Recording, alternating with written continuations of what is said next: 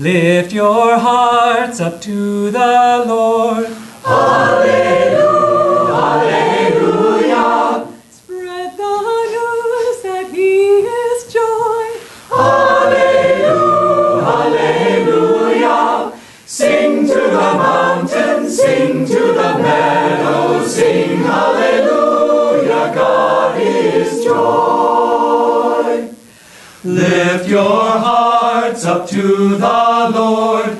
Hallelujah, hallelujah. Spread the news that He is true. Hallelujah, hallelujah. Sing to the mountains, sing to the meadows, sing hallelujah, God is true. Lift your hearts up to the Lord.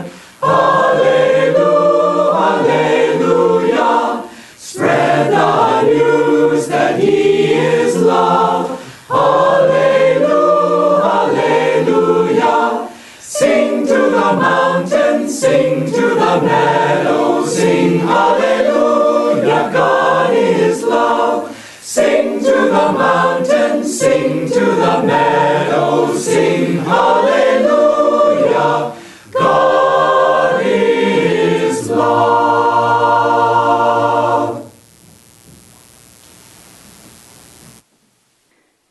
Okay. This week's reading is from Rays of the One Light, and this is week 4, and this is entitled The Infinite Christ. Truth is one and eternal. Realize oneness with it in your deathless self within.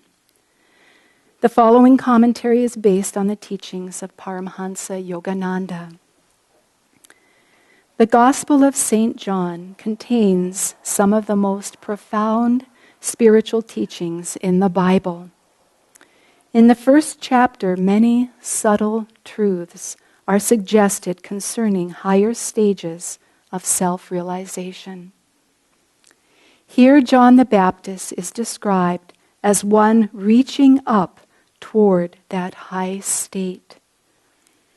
Quote, "He was not that light," the Gospel tells us, "but was sent to bear witness of that light." Jesus Christ, by contrast, is described as the light itself. That was the true light, which lighteth every man that cometh into the world. He was in the world, and the world was made by him, and the world knew him not. One essential truth stands out in this teaching, that Jesus came not to dogmatize people with a new teaching, but to bring them timeless, universal truths. Disciples saw the Master clothed in human form, and therefore judged him in terms of his greatness relative to the greatness of other teachers. Wisdom, however, sees the Master's very greatness in terms of a cosmic unity. There is a passage in The Path by Swami Kriyananda in which this point is emphasized. The Master, Paramhansa Yogananda, explained, "The saint who attains that exalted consciousness never says, 'I am God,' for he sees it was the vast ocean that became his little wave of ego. The wave, in other words, would claim when referring to the little self to be the ocean." At this juncture, Devi, who was present, cried excitedly, "But sir, if you are one with that ocean, that means you are God." "Why I?" Master asked. "Say he. He is God." "But still, sir, you are one with him, and he is the only reality. That means you too are God." "But this body isn't God." "You aren't identified with your body, sir, so one may still say that you are God." "Well, In that case, why do you say you? You too are that. In a discussion of this sort, it is less confusing if we say he. But what's the difference? The scriptures say, Master began. It's only your humility, Sir, Davy broke in, that makes you distinguish between yourself and him. How can there be humility when there is no consciousness of ego? Triumphantly, Davy cried, but if you have no ego left, that means you are God. Master laughingly continued the earlier statement which Davy had interrupted. The scriptures say, he who knows Brahma becomes Brahma. There, cried Davy, you said it yourself. Master rejoined, still laughingly, I didn't say it, it's the scriptures that say so. Master, in other words, would not identify with those words with the human body speaking them. It was in this overarching spirit that he saw himself one with the infinite. But Davy was unable to make this mental leap from a pure expression of infinity to infinity itself. You quoted those scriptures, sir, he reminded Master relentlessly. That means you agree with them. Recognizing that the distinction was perhaps too subtle for many to grasp, Master concluded, well, he who says he is God isn't God. And, he added with a smile, he who says he isn't. And there the subject rested amid general laughter. The greater a spiritual teaching, the more greatly we betray it by particularizing it with dogmas. Truth itself, not the Christian truth or the Hindu truth, incarnates on earth with the birth of a fully liberated master, as the Bhagavad Gita teaches in the 4th chapter, unborn, changeless, Lord of creation, and controller of my cosmic nature though I am. Yet entering nature, I am dressed in the cosmic garment of my own Maya, delusion. In parentheses. O Bharata, whenever virtue declines and vice predominates, I incarnate on earth. Taking visible form, I come to destroy evil and reestablish virtue. Thus, through Holy Scripture, God has spoken to mankind. Om, Om,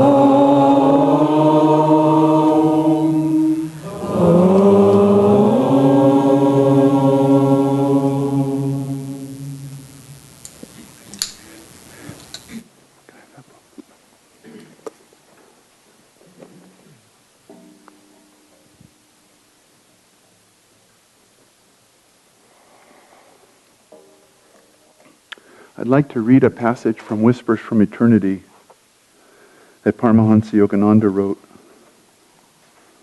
Prayer demand to the holy vibration of omnipresence. O holy vibration, boom on the shores of my consciousness. Break the limiting boundary of my body consciousness. Reverberate through my body, mind, and soul, through my surroundings, through all the cities and lands of this earth, through all the planets, throughout the universe and every atom particle of creation. Unite my consciousness with thy cosmic consciousness. I want to first clarify that the Devi in this story is not Hashi's husband. I want to clear the good name of my beloved friend who's now in the astral world with Swamiji and the others. Anyway, it was a different Devi Mukherjee. And not a bad one at all, but a disciple, like ourselves, discussing with the Master the subtleties of cosmic consciousness. And I think we all tend to be the disciple in this discussion with the Master. We try to particularize the vast, infinite Christ consciousness because we simply can't get around it. We just can't understand it. It's just too big. It's not too big, really. It's just a little bit bigger than we've gotten to. The discussion was not between someone arguing with Yogananda that there is no God or that matter is the ultimate reality. It wasn't that discussion. It was the particularization of this infinite Christ and whether Master could explain to him more clearly that distinction. I want to reread just a phrase from St. John. In the reading that Maria did. It's back here. This is from St. John. That was the true light which lighteth every man that cometh into the world. He was in the world, and the world was made by him, and the world knew him not. Now, you are human. Did you come into this world? Then the light must be animating you, doesn't it? Isn't the infinite Christ animating everything? That's what Master was trying to say. Everything in this world is animated by the light of Christ consciousness. Not only the sunlight and the video camera, but also the food and the people and all of our efforts and all of our attempts to understand are animated by wisdom. What is this life flowing through our veins? How do we exist? It's the divine consciousness. And spiritually, if we can just turn our attention inward on this process, we will attain this depersonalized state that Master was suggesting and Devi was rejecting. That the divine consciousness is flowing through us. We're not a man or a woman. We're not brilliant or unintelligent. We're not strong or weak. We're not the body. We're not the resume. We're not all the things that we think we've done. In reality, the Christ consciousness, the infinite Christ, is doing everything, understanding everything, loving everything through us. And if we can get our ego and our attachment to the little point of self out of the way, then the flow of that grace becomes easier. This is the state of the Master. The Master has attained that oneness, but they don't personalize it and say, I am God. They say, no, God is flowing through me. God is flowing through you. God is flowing through everyone. This is the state from which Christ, and Babaji, Krishna, the Buddha, Lao Tzu, all the masters through time, see the universe. They see it as an expression of the infinite light. That's our mission here on earth, is to wake up to that state. And we try to do that. On some level, we're here today in satsang because we've come to the point where we're open to that. We're not affirming that materialism is the reality. There is no spirit, there is no God. Love is not the universal force of the universe.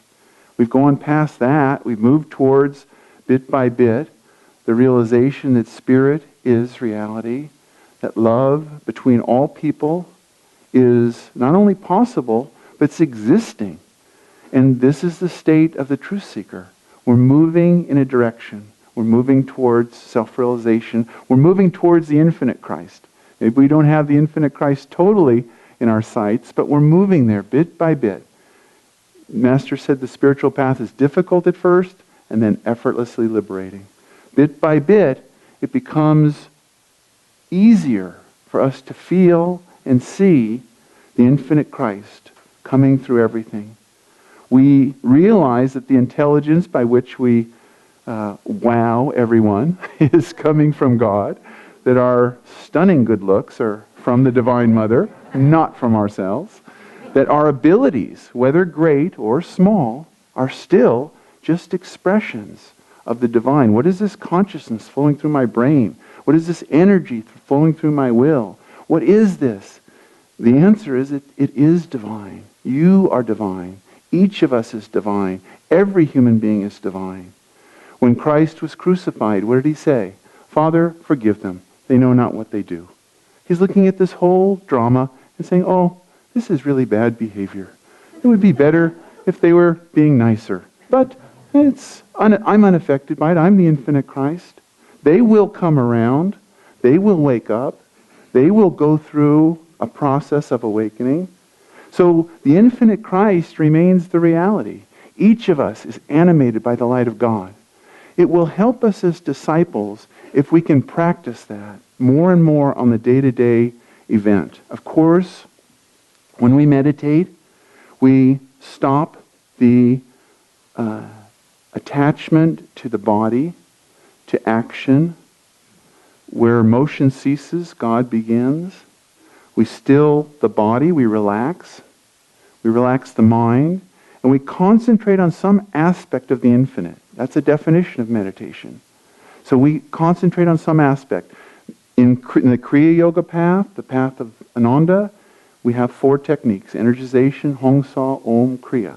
But each of these is an attunement with the universal flow of energy. Hongsa, I am spirit, not I am under a deadline at work. 12 hours from now, I need a flawless report. You drop that for a little bit, because that will flow through you more easily if you don't try to put a limit around it. The infinite does not like limit. Infinite likes infinite, finite likes finite. We have to be, if we want to be infinite, we have to let go of those limits and attachments and practice it. So in meditation, practice Hong Sa. And for that period of time, just watch the breath flow and be spirit. Don't be a body. Don't be an age. Don't be a race. Don't be a job. Don't be an economic problem waiting to happen. Don't be any of that. Be the infinite Christ.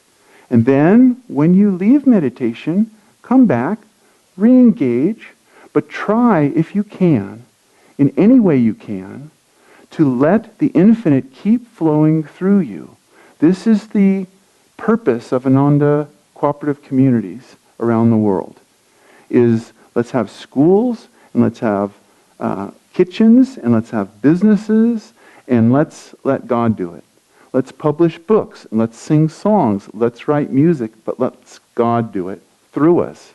Let's not get the ego attached.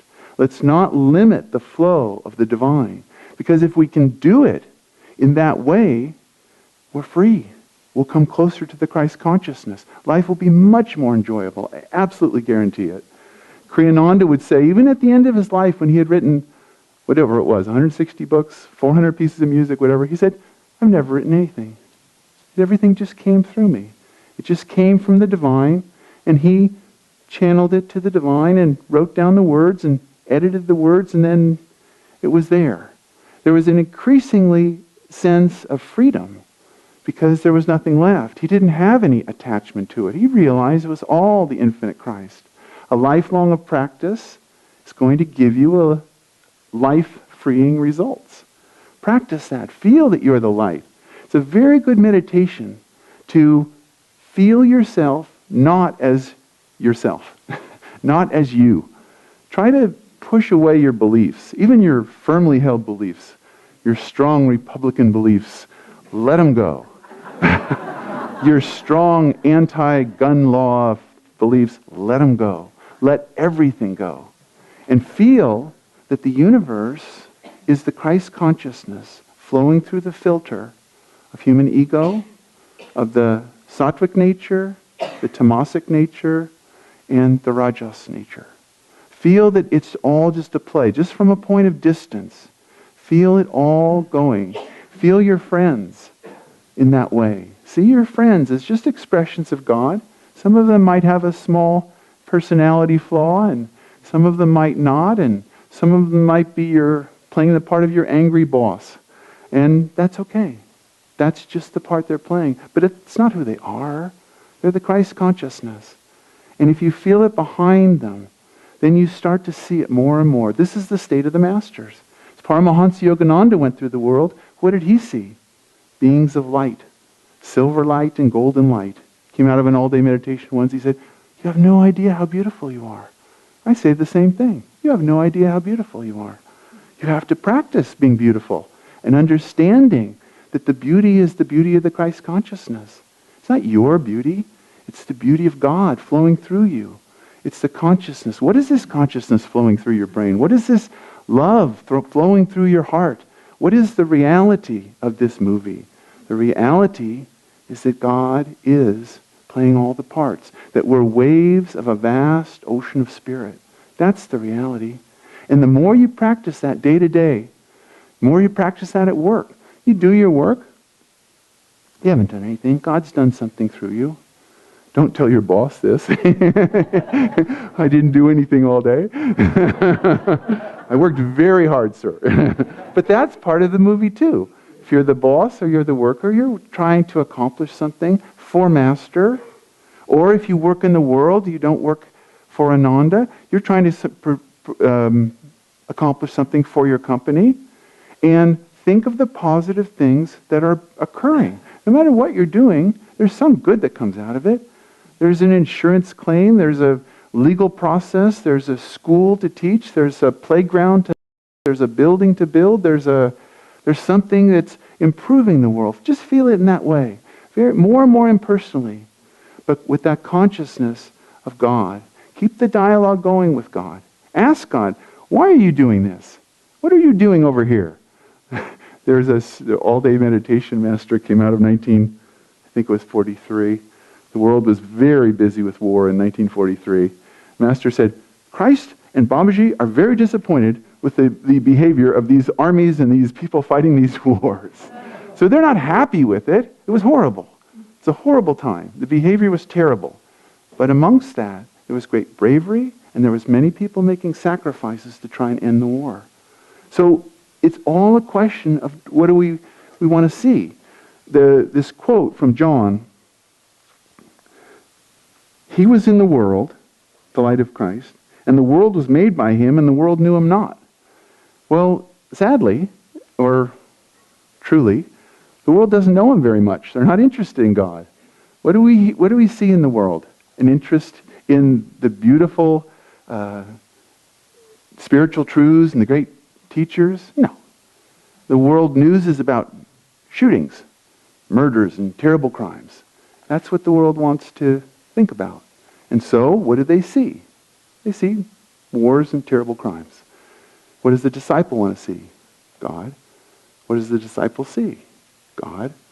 If you focus on God, you see God. Master saw God. He saw light. Because that's what his consciousness was. The infinite Christ. That's all he thought about. That's all he served for. That's what Kriyananda was about. It was about starting Ananda, what? For him? No. He didn't need Ananda. He needed the disciples seeking truth to have a place to find God. That's what he wanted. That's what he got. So it's our efforts to attune to the Christ consciousness that allows the Christ consciousness to flow through us.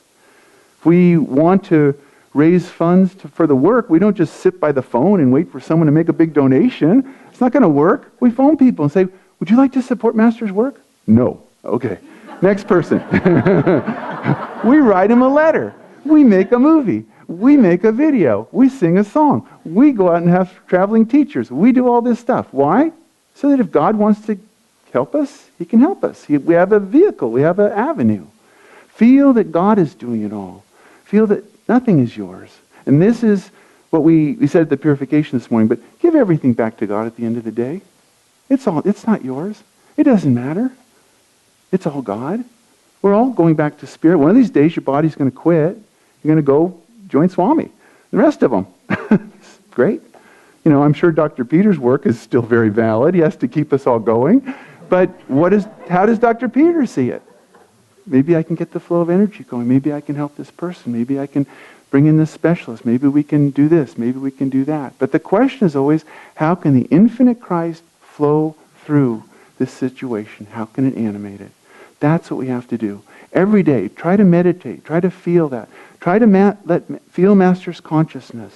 And you get to the point, you'll be like Swami, in that you haven't done anything.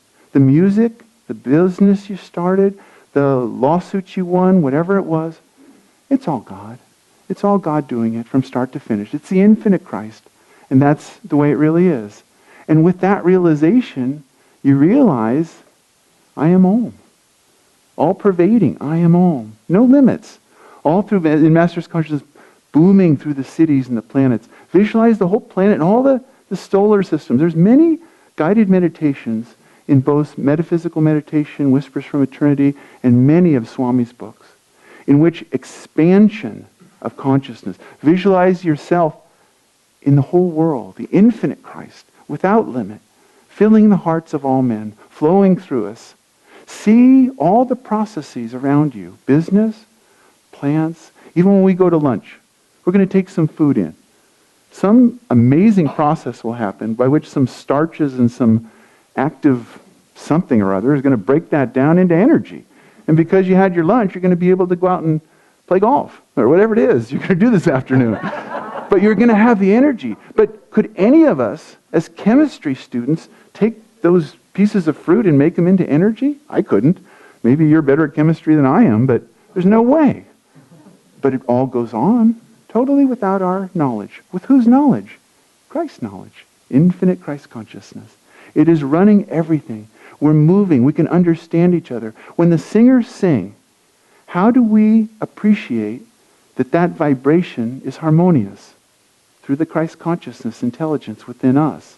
It takes that Christ intelligence to understand, to communicate, to love, to receive, to give.